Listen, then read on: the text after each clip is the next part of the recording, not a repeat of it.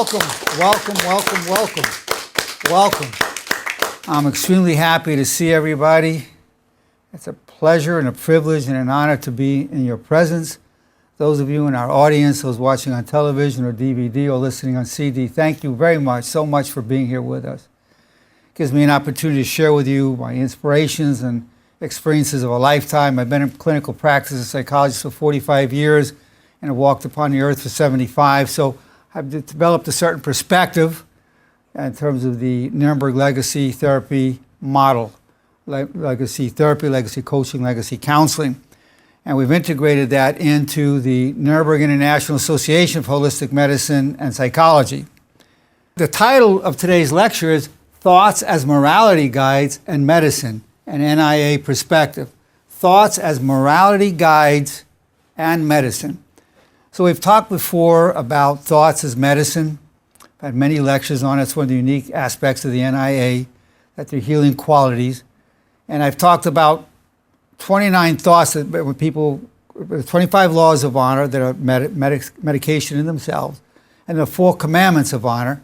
And then we have the pledge for the wellness warrior, where we have the 4 laws for optimal health for the wellness warrior. So we're going to just review that briefly. And we're going to look into we'll also look at the costs and benefits of honor, because you see everything is related to honor that we'll be going into that has the medication benefits, that the thoughts themselves. We know that allopathic medicines, which are great, there's some beautiful medicines that are very healing. We know that there's diet, what we eat, the food supplements we take, exercise, we look at that as a medicine, and then we're introducing thoughts as medicine. We know that a person's attitude, to the extent they have a favorable attitude and optimism, their prognosis from all medical conditions and all medical interventions is enhanced. So what we've done is just taken that fact that's well established in research and built on it with how to create that maximum positive attitude, how to maximize and optimize the optimism in ourselves and in our patients.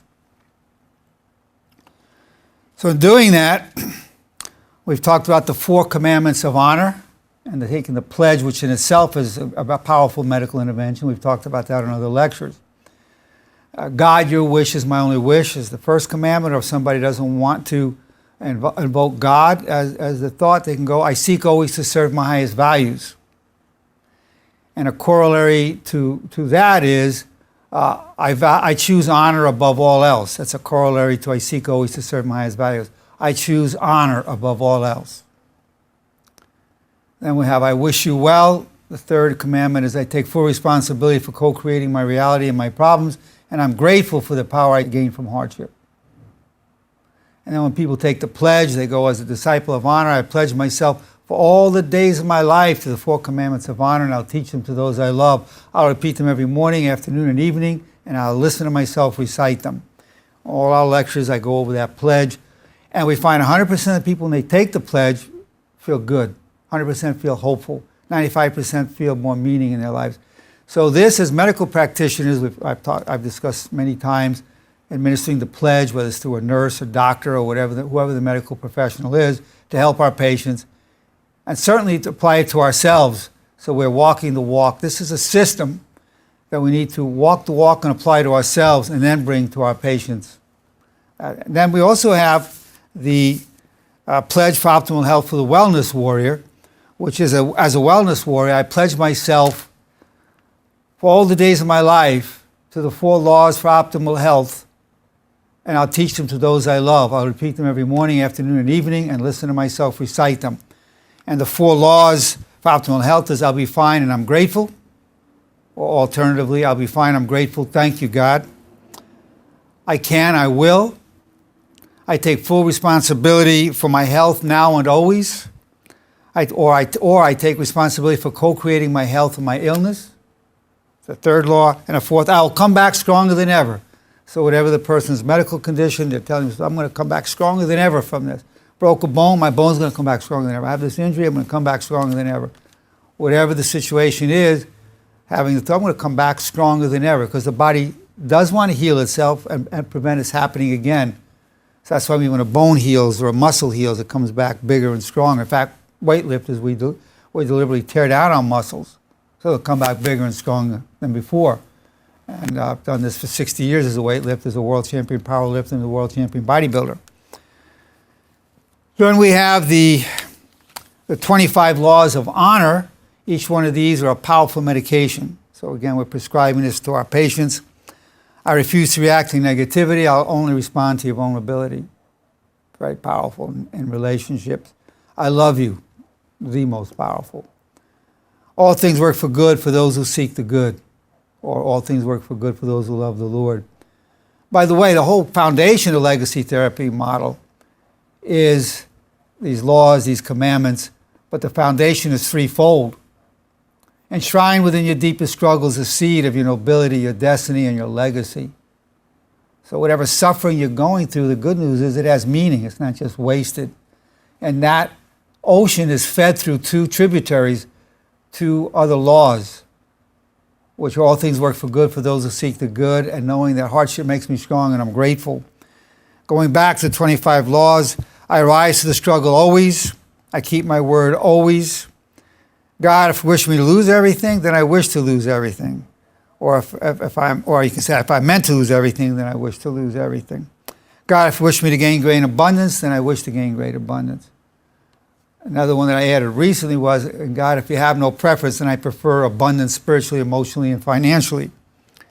I can, I will, now. I seek to uplift and inspire my loved ones and the world through my legacy. I'll follow all my negative reactions immediately with positive self-talk. I'll be fine, I'm grateful. Thank you, God. I refuse to allow you to control my anger ever. It's not about me, or it's not personal. I release you to your destiny, and I wish you well, especially if you're splitting up with somebody or you're losing somebody. It will happen in God's time, not mine, or it'll happen in its own time, not mine. Justice will prevail. I have the right to be who I really am as long as the expression of my true self is done in a respectfully real manner. So we've talked about respectfully real communication being based on the premise they have the right to be who you really are as long as it's in a respectfully real manner. That is, with kindness, wisdom, and respect to boundaries. Extreme respect always. I apologize. Please forgive me. God is sufficient unto me. My spouse is sufficient unto me to be used for controlling lustful feelings.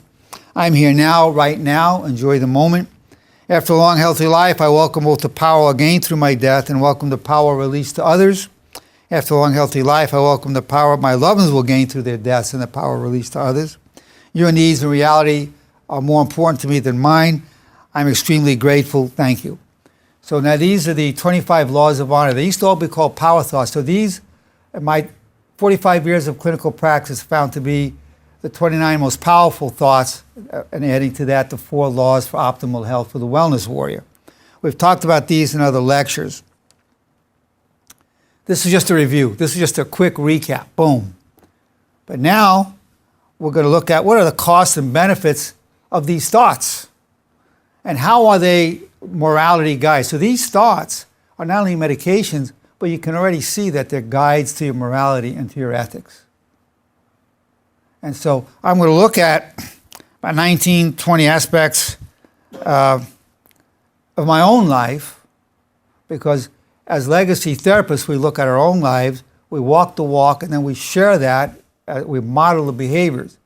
So I'm going to talk about, as a disciple of honor, and for me, honor, I choose honor. I do personally choose honor above all else, and I live my life by that.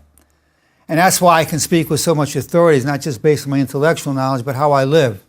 So when I speak, people really hear me deeply, because you can feel the total sincerity because I live this. And I'm going to talk about everyday situations that you yourself go through. What you're going to hear when I describe these situations, you're going to see yourself in it, because you're going to have not the exact situation I'm going to tell you about me, but similar situations you're going to have. When you're applying these principles, and they're very lofty, these are not only the most powerful medicines, these are the loftiest thoughts in the universe. And based on my experience, I'm going to say that. So we're going to talk about some little things, some big things. Now, one of the areas that people will compromise their honor is around money. So I'll give you some examples around money in my own life where I've applied these principles. One time I was driving my car with my daughter. We're going up a hill on a rainy day at night. This guy comes down the hill, puts on his brake, totals my car, totals my van, just totally totals it. My daughter banged her head against the window. I said, "Oh, are you okay, Natasha?" She said, are you bleeding?" "No, I'm okay," but she's screaming. She's angry about it.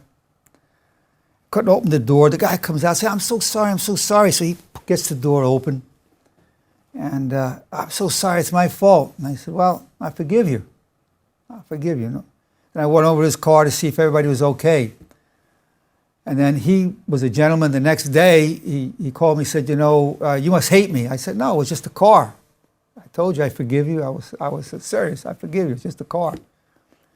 And he says, "Well, I told the insurance company it was my fault, just so you know that." So he then acted honorably in response. And I wasn't damaged. My daughter wasn't damaged. Now, if I didn't walk the path of honor, easily I could have gone to a chiropractor, doctors, and sought all kinds of compensation money for pain and suffering. Easily. I mean, the car was totaled. I mean, that was no question about that. Didn't do that. Didn't seek a penny out of it because my daughter was okay. I was okay. A week or two later, I felt a little tweak. I said, I don't think it's from that. It's probably from the weightlifting. I was fine. So it's applying in that situation. And I did need money at that time. This was about 3 years ago. My cash flow was really tight.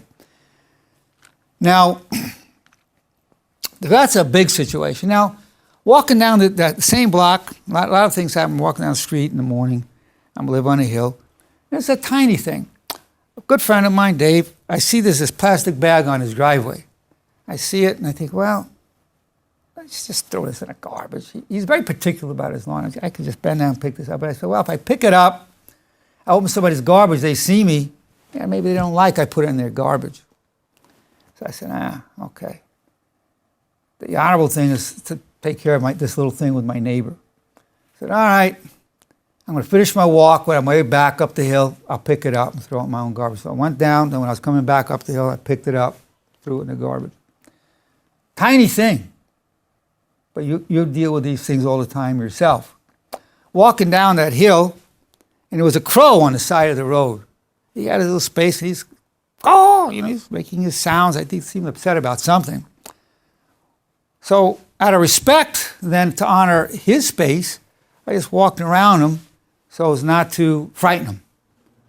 So there's the crow. Same things happen to me with rabbits. There's rabbits, crows, deer in our neighborhood. So I just circled right around, gave him his space to have this so that I wouldn't upset him. Now, like my father said to me, he said, "Son, I have a lot of good advice to give you, not because I've been so smart, it's just I've been so stupid." So a lot of my understanding of life has been through my own stupidity. I myself feel that in my business life, I underpaid people. Prior to being a disciple of mine, I really underpaid people. I made a lot of money in the photography business. I always felt like I exploited my photographers. I didn't pay them enough, and I made a lot of money in that business. And I look back on it and say, I exploited. It was legal. It was not illegal, but I did feel I exploited them. I made a lot of money on their efforts, and they didn't really partake in much. They didn't make much money at all. So I had a certain position open in my business in recent times, and I advertised at $10.50. Got a lot of responses. Responses came in, and $10.50 is about, I felt, what I can afford because I'm breaking even on my money. I'm not getting ahead. I've got a lot of overhead. And then one day I said, you know what? $10.50 is not a living wage. There's no honor in that. $10.50. Who could live on that? I said, I'm done with paying people what I can, the minimum amount I can pay them. So I said, my goal is to pay as high as I can pay and make it. So I hired somebody out of there, and I started her at 15 an hour. Told her I want to get you to 25 an hour as soon as I can. If you help me make money in these different business ventures, I'm going to keep raising you. I can't tell you at what rate I'm going to raise you, but that's what I intend to do. And I felt great. I figured I'm going to have to work another third of a day to make enough money to cover the difference because it's 50% higher than I advertised it. So the people that applied at that $10.50, and I'm already going 50% higher, and it was strictly a matter of honor. No other reason but living these principles, repeating these commandments of honor.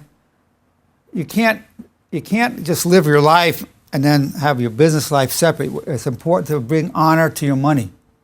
Honor has to be brought to the money. Otherwise, you will dishonor yourself through healing money. So I want that, and I said, I'll find a way to make that work. I was walking down the hill one time, and my neighbor, he has these different fruit trees. And he has a tree where he says, take all the tangerines you want. We got this pole, you can get the tangerines. He did it with an open heart. One day I'm walking by, and he said, we got these little mangoes here. I said, what are these? He said, mangoes. They're tiny. So I ate one, it was delicious. He says, all right, if I help myself to that. And he said, oh, yeah. I felt this little hesitation. A couple of weeks later, I'm walking down. There's a big mango on the ground next to his tree. I pick it up, and I figure, well, he said I can have it. I walk down the hill, come back, and I go, well, he said I can have it, but he didn't say it with a full heart. I had some doubts whether he really meant it or whether I put him in that situation where he had to say yes. I put it back by his tree and just kept walking home. These are the implications. So I'm giving you things that relate to your life. You don't have somebody with a mango tree, maybe not a plastic bag, but you've got these situations. So it takes some effort to do this. To live the life of honor does take these kind of thoughts. You're taking a walk, you're an animal, a person, whatever. One day I'm walking down that same hill, and I was walking back up, and I went past this friend's driveway, and I'm about 20 yards up, and he says, hey, don't even say hello. I didn't even see him. So I see him, and I could see he feels hurt. So I go walking down the hill, and say, oh, I really didn't see you. So I felt responsible as a disciple of honor to make sure he didn't feel hurt. So I stayed down there and talked to him. So I could have just talked to him from up there, from up the hill. Said, no, I didn't see you. How are you? Good. Kept going. No, I walked down. Walked down to him, said, how you doing? And we had a talk. Now, I have the same neighbor, Dave. He has these wild plums. By the way, people don't even know it's edible. It grows all around. They're wild plums. And so I've been eating his wild plums for years. You got to wait till it gets a deep orange. It's a bush. Even the gardeners don't know you can eat these plums. So I've been eating those plums. Told his gardener about it. These are edible. But nobody eats them. They're growing all over the place. So one day I say, hey, David, I've been eating your plums, these wild plums. These are edible. In case you ever want to have them, do you mind if I eat them? He said, oh, no, go ahead. I didn't even know you could eat these things. Yeah. So these, again, you don't have a neighbor necessarily with wild plums, and if you did, you wouldn't even know it because you don't know what a wild plum looks like, because practically nobody does. They're delicious, sweet little things, especially when you get like a deep maroon color. Now, you look at, I had a friend, he wanted to buy some power sugar from me. And I said, well, it wholesales for $65, retails for $130, but my cost is $45. You're a friend, I'll give you at my cost. So he gave me $50. He didn't have change, he gave me $50. And he said, keep it. I said, no, I told you $45. And here's your $5 change, because I quoted him that price. I said, no, I'm not going to keep that extra $5. Same thing happened with my cousin. He put an Uber expense on my credit card, and he gave me $40. He didn't have the change, and I said, well, it's only $35. He said, no, keep the $5. I said, no, I don't make profit on my cousin. Here's your $5 back. Now there are issues of failure. What drove me to the whole Disciples of Honor, and then also I founded the Felons of Light, was my own lack of honor, which drove me to it. I told you I felt I exploited photographers when I had my photography business where I made large sums of money. There was a time in my life when I'd be billing, I'd be seeing workers' comp cases. And so these were injured federal employees that worked for the post office. I'd be seeing a guy 6 months or a year, and they would reject the claim. So my patient didn't get money, and I didn't get paid for 6 months to a year's work. So I used to do, other people from the insurance company or that government employee would come see me, and I would overbill. So I see a guy 5 times, maybe I billed 8 times. Well, that was criminal. I was fraudulently overbilling these people. So after a few years, the FBI, OIG, ICE, and Homeland Security raided me. 10 cars to my house, 10 cars to my building, guns out. They showed up, interviewed me, took my files. I thought they dropped it 3.5 years later. They came at me. The FBI jumped out of nowhere behind cars with a gun on me and handcuffed me, took me up to a federal holding cell. When I went to see my attorney, I said, I'm guilty. I was doing all this free work. I overbilled here. Well, the U.S. attorney wanted me to do 21 months in a federal prison. But 3 months before sentencing, she retired. I took a plea bargain. And so the U.S. attorney said, Dr. Nerenberg did so much pro bono work for free for so many patients. We had 140 letters from the community and patients. Never seen this many letters endorsing somebody. And he didn't use the money to enrich himself. He opened educational facilities and drug-free athletic institutions. We no longer want to have him in prison. So when I was before the judge, I said, Your Honor, I knew right from wrong. I chose wrong over right. I have no one to blame but myself. I don't blame my parents or society. That's on me. And I said, but the truth is I do feel regret, but more than regret, I'm grateful because I never would have stopped. So I'm grateful to you, the FBI, to all that federal intervention. I never would have stopped. And the last thing I said to the judge before sentencing, and I have a big banner in my room, and the last thing I said to her was this, and this is the foundation of my work that I do now. The last thing I said to her was, I have not always lived with honor, but I will die with honor. So those of you who've been in my office, they see that big banner over the doorway. I have not always lived with honor, but I will die with honor. And the judge, some people said she looked like she had tears in her eyes. She said, I totally believe Dr. Nerenberg's sincerity, but due to the seriousness of the crime, we want 172,000 restitutions, 5 years probation, 1 year home detention. So I got my ankle bracelet off a year ago. And by the way, 95% of cases settle on plea bargain. They don't go to jury. So I gave 8 lectures called Psychology of Plea Bargaining, Assessing and Enhancing Defendant Credibility. When I gave those lectures, I did it as a psychologist of 45 years and then as a felon of 1 year. And I sent it to the California State Bar. They liked it so much, they approved it for continuing education for attorneys. So attorneys can take my program and get 5.25 hours credit for continuing education to renew their licenses. And the Stanford Law Library liked it so much, they purchased it for $275. So we've had, in fact, the Whittier Bar Association went through my program on one of their luncheons, went through part of the program. So that's part of all things work for good for those who seek the good. It shows the power of repentance and redemption, and it led to me find the fountains of light and also becoming more understanding the nature of honor. So I've come to understand these things through my own mistakes. So I'm trying to help you and your patients and my patients walk a better life and achieve a deeper wisdom at a younger age than myself, to use these experiences in a really constructive way for you. So I share that with you because it's important to understand when you go through certain experiences, they will fortify you. For instance, when I had prostate cancer, the urologist said, Dr. Nerenberg, you tested positive on your biopsy, you have prostate cancer. It's not a little bit, it's an intermediate amount. And it's somewhat aggressive, Gleason of 7. My face went numb. I said, Doc, that's great. He says, what? I said, it's great. I said, this prostate cancer will make me stronger spiritually, emotionally, and physically. And that was the thought I kept using. This prostate cancer will make me stronger spiritually, emotionally, and physically.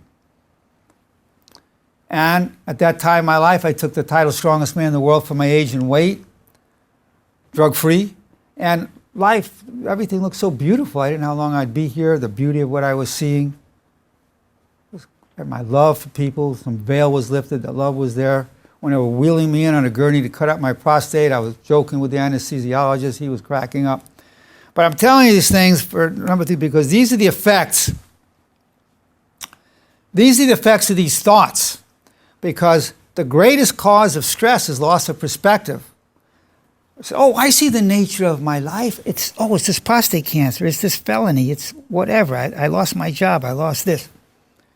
But then when you're using these thoughts, it helps you keep a broader perspective so you don't get into that. Because for every problem, there's an infinite number of things to be grateful for. You have this finger, that finger, this finger, that finger, that finger. I can see this eye, that eye. I can go on indefinitely for how much to be grateful for.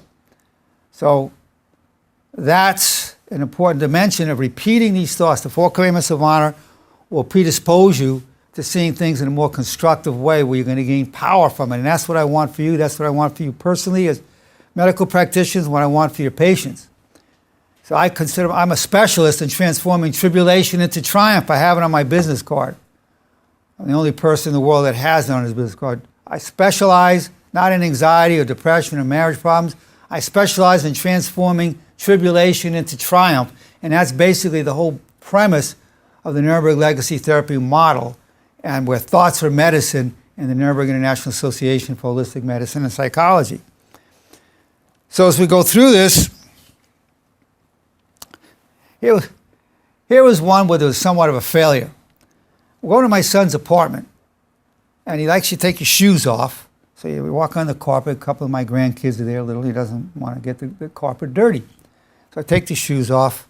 We sit there. We have a nice visit. We're leaving. They're on the floor. They're getting their shoes on. So I had to take my shoes and go on the carpet. Put on my shoes. I start walking out. I wheel out my baby granddaughter. My grandson go out. And my son goes, "Oh, my God, what is that on the carpet? That's poop." He said, "That looks like dog poop." I looked. He said, "You have it." He said, "You have that on your shoe." And I looked, and sure enough, on my shoe, there was dog poop. I must have stepped on it somewhere, maybe in the hallways or outside. And it was funny. I wasn't really sorry. I just felt it was humorous how upset he was. He got that cleaning stuff with towels. He starts cleaning. Walking the kids out there. And then he starts lecturing me about, don't stand there. And I said, "Hey, son, I'm your father. You don't have to lecture me about that. It's disrespectful." It went back and forth. It got a little heated. And he said to me, then he threw on me my own way. He says, "Well, you're not taking responsibility," because he knows the four commandments. "You're not taking responsibility for what you did." I said, "Well, I'm sorry. I did do that." I didn't feel any remorse. I just thought it was funny. He was so upset about it. He used to be the biggest slob in the world, and now he's a cleanliness freak. So I just thought it was really funny. But it really got a little bit heated. So, one of the laws of honor is, "I'm sorry, please forgive me." So I got into it with him. I said, "Hey, I'm your father. You don't talk to your father like that. That's disrespectful." He said, "Well, I didn't mean disrespect. And, if you want to hear disrespect, I'll show you what disrespect is." "No, you're not going to talk like that." So we got a little heated. I said, wait a minute. I love you, son. Come here. We did that.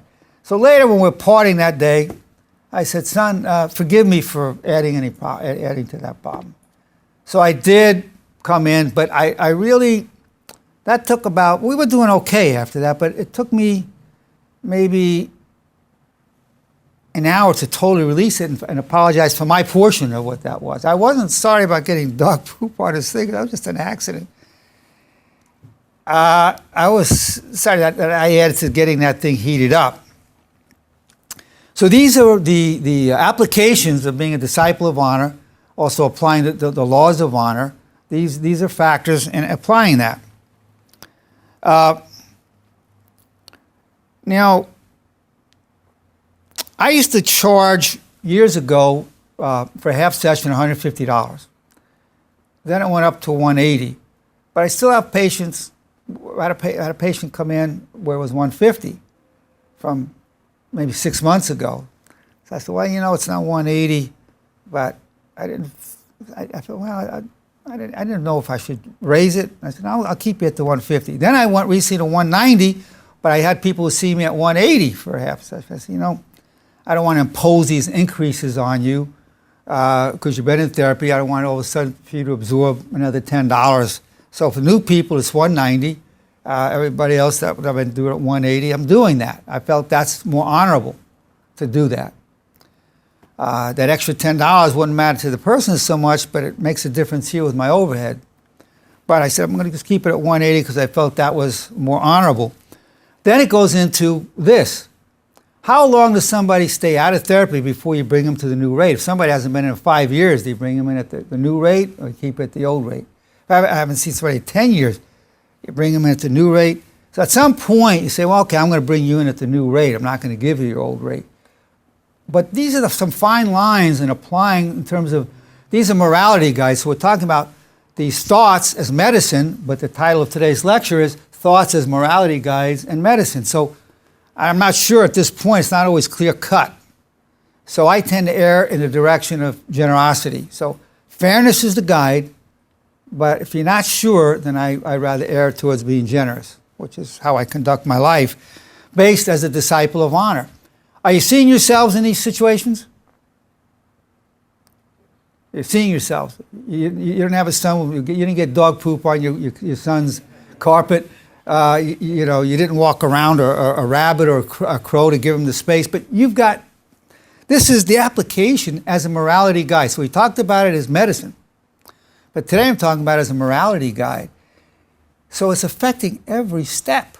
Walking down my block, walking up the block. Now, I'm create a mess. My wife likes everything really cleaned up, organized. And I create these messes. So I really try hard to, you know, I never like making the bed, but I know it makes her upset if things are not done. She'll do it herself.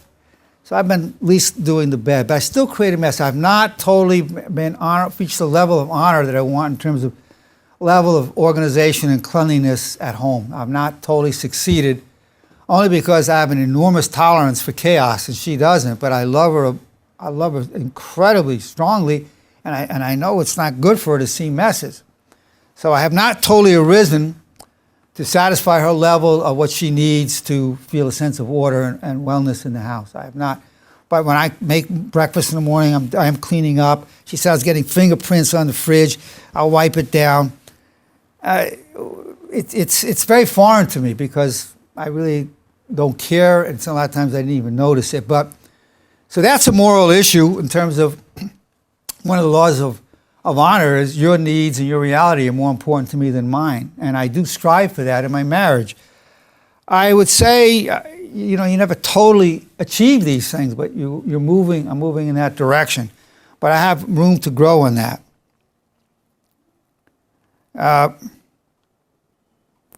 Now, once you start looking at your as a matter of honor, I talk to you about the animals. But then I have a lot of trees. I have a half acre, a lot of trees. And I think the right thing is to water them more often. So I've told my gardener, you turn the sprinklers on. I don't even know if he does it. I really think I have more of an obligation to those plants to water them. I think that's more honorable to sustain their lives. I'm not saying they feel pain, but you see how those leaves wither up? It's a sad sight. And that some of my trees get so dried out that they just fell over. Broken, a fig tree and a couple other trees. So you start looking at the ramifications as morality guides. We're not talking as medicine now, or even psychological, we're talking as morality guides. What is the responsibility to your plants? Talking responsibility to humans, responsibility to the environment, responsibility to animals. I would say, you know, different degrees of progress in terms of being a morality guide. So I have a cat. And so when I have the cat, I'm petting her, and then after a while I'm holding her, and she's looking up at me. I'm going like that. And then after a while she'll struggle to get out. Well, I release out of respecting her. I'll release the cat. I'll put her down. My kids sometimes hold her too long because she obviously wants to get out, and they get scratched. She'll get angry. The cat will just scratch to get away. But I see it right away. I respect the space of the cat, so I put the cat down.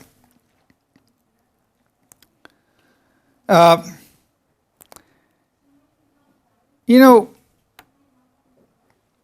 I would say one of the laws of honor is I'm grateful, extremely grateful. Well, I'm extremely grateful. Thank you, God. And you know, really, I try in my own way to express that gratitude in every way that I can. I'm so grateful to my patients for coming to see me. It allows me to be a doctor. It allows my own healing. I've developed this whole system on myself, and then I was able to apply it to my patients. And I make my livelihood. So the appropriate reaction to having patients and being a doctor, appropriate reaction, a true reaction, is gratitude. And I do try to show that gratitude by how I treat everybody. At times when I'm not zooming around too fast, I try to get the water. I like to serve the water with my own hands. I put it on a tray and bring it out. I'd rather do it myself than having my secretary. I don't do it all the time, but I try to get as much as I can to show that. Because, you know, one of the ways of life of this whole system is extreme respect always. So I try to show to all of you extreme respect, not respect, extreme respect. And then I live that as a disciple of honor and as a model of what this looks like for you to take into your relationships and into your life and into your employment. That's my responsibility to you.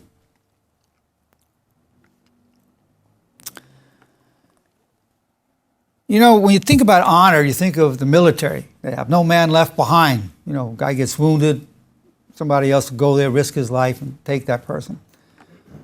But that, you know, and that's one dimension of honor, but also it's part of a larger one. God, your wish is my only wish, or I seek always to serve my highest values. So once you say, I seek always to serve my highest values, there's no honor. What honor is there? Leaving a wounded comrade in the battlefield. There's no honor in that. It's just one dimension. You say, well, I'll go out and take him in. But honor does not belong to the military alone. I remember seeing a guy with tattoos on his neck. It said, family, God, love. I don't know what it said. So I went up to him and said, I like what's on your neck. I said, but what about, but I would add one more. And he said, what's that? Honor. You know what he said to me? He said, oh, are you in the military? I said, no, I just believe in honor. So a lot of times honor is associated with being a soldier, Marine, or, you know, in the Army, in the Navy. But it's a much broader term. I call honor the language of the people. This is your language. This is the language of you as health professionals. It's the language of your patients. It's my language. Everybody believes in honor. Everybody. Murderers believe in honor. A murderer might go, you know what, I'll kill anybody, but if he's under 12, he's a kid. I don't kill kids. No, I won't kill a kid. That'll be his code of honor. But everybody has some sense of honor in their lives. And the principles we're talking about were the 25 laws of honor and the 4 commandments of honor and the 4 laws for the wellness warrior. You don't have to convince your patients that they're true. They know it. They recognize the truth. It's beautiful. You know, it's not like asking the question to your patient, you know, do you want to have a bare metal stent in your angioplasty or a medicated stent? He says, I don't know. I mean, what is it? He's giving this information. He doesn't know. I mean, there's no background of what kind of stents and what the pros and cons are. So when you're giving these thoughts, you don't have to wonder, does this person understand it? Doesn't matter what language you're speaking in. Honor is universal. It's been here from the beginning of time till the end of time. Every race, religion has the same basic concept of honor, no difference. So these are, now one thing I did introduce new today was, you know, we have the corollaries to the 4th commandment of honor is, I'm grateful for the power I gain from hardship. So I've already discussed in other lectures the 6 corollaries to the fourth commandment of honor. 4th commandment is, I'm grateful for the power I gain from hardship. So the first corollary is, hardship makes me strong and I'm grateful. I actually prefer myself that wording. 2nd corollary is, the best thing that could have happened to me. What you need to know about these laws of honor and these commandments of honor and the 4 commandments and the 4 laws for the wellness warrior is that it helps you tell the best true stories about your worst problems. Let me say that again. It'll help you as an individual and your patients tell the best true stories about your worst problems. And I've given many lectures on what that looks like, and I've used at least 12 incidents from my own life, as well as talking about issues from my patients. So the best story I told you about my prostate cancer was, you know, it was a joyous period. I felt close to God and the creation. I was enamored of people. And it took the title strongest man in the world for my age and weight. I went out 65. So the story is complete. That's the best true story about what was really a tough situation. Or being a felon, say, you know, I gained tremendously. It helped me. I could say, oh, I got caught. You know, now I have these criminal charges going on. Given that I was committing the crime, getting caught was great. It was the best thing that could happen to me. Being caught with our government spending $1 million probably coming after me was a great thing for me. And when I founded the Felons of Light, and I've helped many felons since, the basic premise is we salute those who captured us, tried us, imprisoned us. You are a catalyst for our destiny. So you say, well, we're grateful to these guys. So you see what I'm saying? These thoughts allow you, put you in a frame of mind to tell the best true stories about your worst problems. Somebody could say, oh, you're being charged with all these counts. Dude, I was on the front page of the Daily News here, and others saying, Dr. Nerenberg allegedly bilked $1 million from the government, which I didn't. But and could face 140 years if convicted of all counts. I'm seeing a thing like that. And then my neighbors seeing it. It was somewhat embarrassing, but I had to work that through. But at the same time, I always knew because of these thoughts that I'm teaching you, I knew good was going to come out of it. I knew it. I didn't know the dimensions of it. And so even when I had that prostate cancer, I knew I was going to draw good. So the whole thing is, whatever illness your patient has, to know that within that darkness, they reach in and pull out of that thing, the jewel, a gem. How to tell yourself the best true story about your worst problem. And how do you do that? And I'm showing you. These 4 commandments of honor, being a disciple of honor, 25 laws of honor, the four laws for optimal health for the wellness warrior. The 4 commandments of honor will take you there, but being familiar and knowing as many as you can of the rest will put you in a frame of mind where you'll tell yourself the best true story about your worst problems. I had a patient come to me, big guy, tatted up, powerful. And he said, "Doc, I lost everything. Everything." You could see he felt really depressed. My wife left me for another man. I lost my children. They went off. I'm not even seeing them. I lost my house. You could see he felt sorry for himself. He felt so defeated by life. And I said, I feel compassion for your loss and your struggle. I do. But for such a powerful looking man, that's a very wimpy story. He says, "What do you mean?" I said, "Yeah, it's just feel sorry for yourself, others feel sorry." It's true, it's a true story, but it's a wimpy story. What if I told you you could tell a story that will give dignity and nobility to that? Because enshrined within your deepest struggle is the seed of your nobility, your destiny, your legacy. What if I told you? They said, "Well, that'd be great. What is that story?" I said, "Okay, here's the story. I've lost everything, but I've gained myself. I've lost everything, but I've gained myself." He looked at me and, I did gain myself. Yeah, I lost everything, but I did gain myself. You just see him light up. And I said, "Behold, a true man is being born before my eyes." And I went over and I hugged him and I said, "I'm so proud of you." And we were walking out at the end of the session. He said, "Yeah, I've lost everything, but I've gained myself." So you as a practitioner, you as a medical practitioner, or you as an individual, you want to be able to tell yourself the best true stories. You don't want to make-believe stories, Shangri-La stories, Pollyannish stories. No, there was nothing Pollyannish. This was a true bad story, but it wasn't complete. And so what I gave a few lectures called How to Tell Yourself the Best True Stories About Your Worst Problems. One of the things you want to ask yourself, what's the best true story I can tell myself about this problem, whatever illness your patient has? So the third corollary to the 4th commandment is one of the best things that could happen to me. 4th, even though I suffer, good will come from it. Even though I suffer, the 5th corollary, good could come from it. And 6th, what is the best true story I can tell myself about this? Those are the 6 corollaries. The 1st commandment of honor of God, your wish is my only wish. But then people who don't want to address God, I seek always to serve my highest values. The new corollary that I introduced today is I choose honor above all else. You need to really hear that. A corollary to I seek always to serve my highest values is this.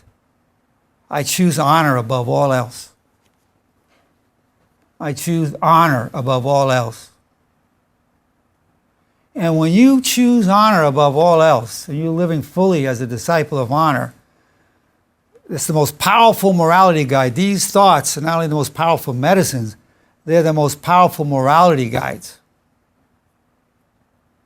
And they're basically derivatives of to do unto others as you'd have others do unto you, or to actually prefer others to yourself. It varies between do unto others as you'd have others do unto you, between that and to prefer others to yourself. The underlying spiritual moral principle. All of these commandments and laws are really derivatives of that. So we have people of all religions and atheists who are disciples of honor. So now what we have, I did put this sheet up on the Pledge for Optimal Health for the Wellness Warrior and the 4 laws, as my niece Ruby asked me to do. So I did produce that. And it's a very nice letterhead, so it's going to be part of the larger packet. So there's a lot of information. I've given you instances from my own life to illustrate the point, because today we've introduced That's not thoughts as medicine, and these thoughts as morality guides. So I want to ask you what your thoughts are, your reactions or your response to the idea that they're not only medicines, but they're morality guides. A lot of people don't like me to call on them because back in class, when they're in a class time, it's very embarrassing if somebody calling you. But Ruby, I'm going to call on you. So what are your thoughts of it as not only thoughts as medicine, but thoughts as morality guides, these thoughts as morality guides?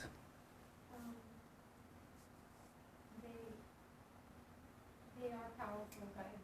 They're powerful guidance, powerful guidance. And in these times, we need them more than ever. We need them more than ever, especially in these times.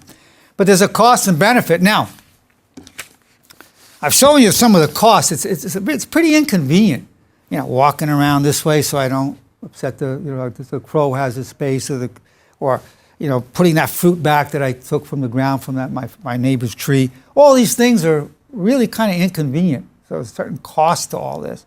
Or paying 50% higher than I advertise a position for. I mean, there's a cost to honor. There is a cost to honor. Okay? It's a benefit. Now, I want to just give you a little summary of what people have said. I've gotten one little things. I'll give you the initials of the first name. Benefits from being a disciple of honor. I say to my patients, what benefit have you derived, if any?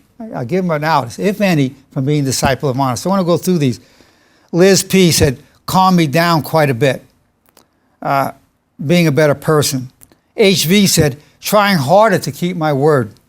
RG said, more self-respect. Said, I have more self-respect. NC said, really helpful, reduces stress. I'm a better mother. And her husband took the pledge as well. Here's somebody, DE, he says, changed my life, helps my marriage. So being a disciple of honor, living this life of honor. JA says, makes me a better person and more positive. We hear a lot of times people say it makes them more positive. KP said, keeps me calm and grounded. Steve G says, give structure to chaos. I thought it was very interesting. Give structure to chaos.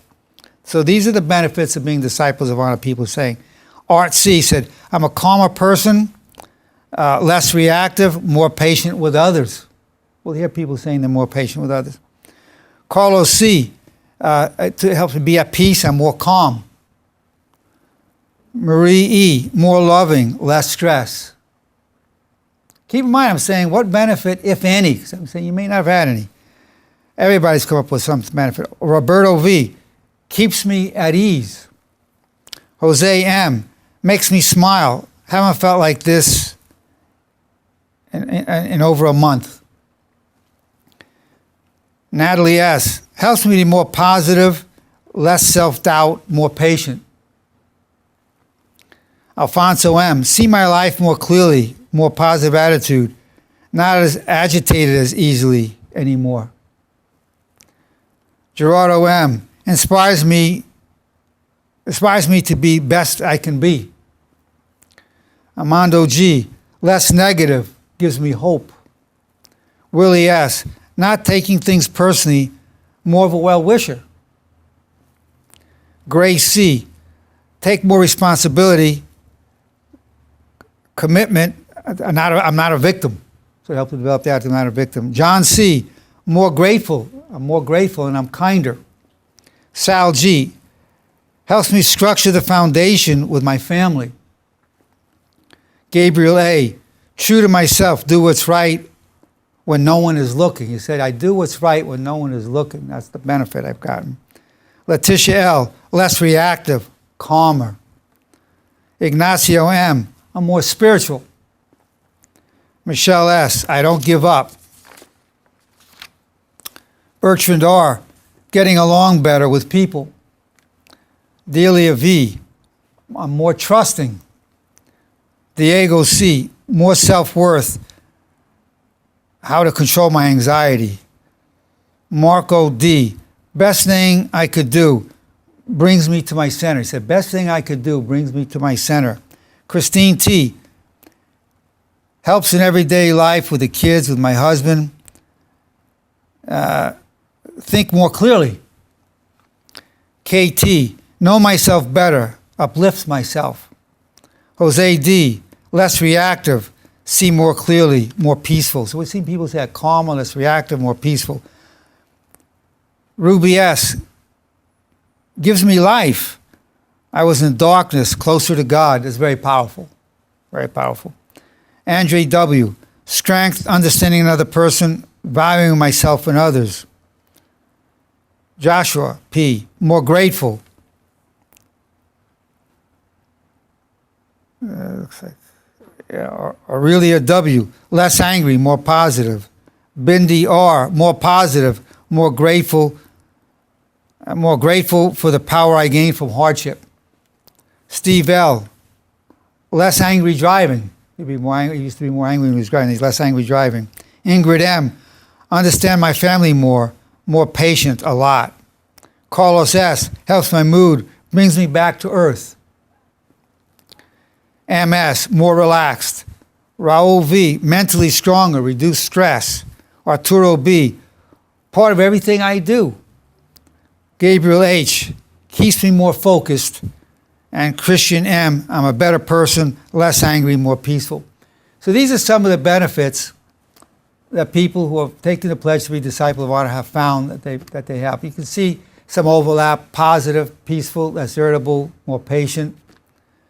Those were pretty common threads from being disciples of honor. So these are the benefits of being a disciple of honor. So we've talked today about thoughts as morality guides and medicine, an NIA perspective.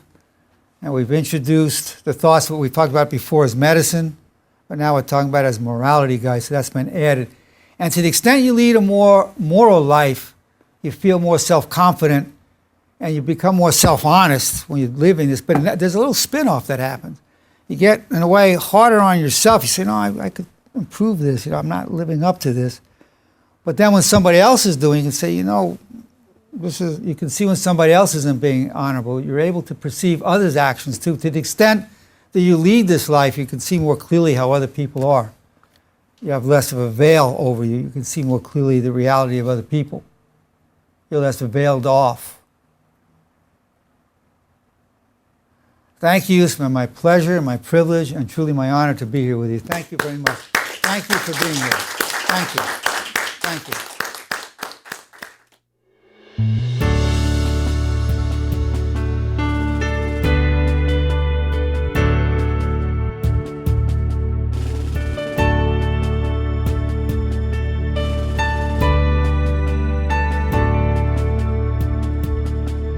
The sea of destiny is in your deepest struggle. God's will and mine be one, and I wish you well. You are co-creator, respectfully real. There's a way in the valley that turns weakness to steel. We're known through all eternity, from strife we gain power, clothed in grace and love, disciples of honor. All the days of our lives refuse the way of shame. We wish nobody harm, have no one to blame. Your high calling will be done, and pure eyes now glow.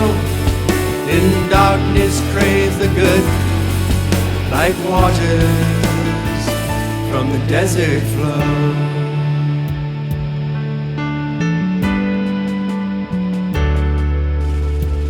I pledge my love all the days of my life. I pledge my soul to all that is good. I pledge my heart to my brothers and sisters, who I join in the light, leave a legacy of honor.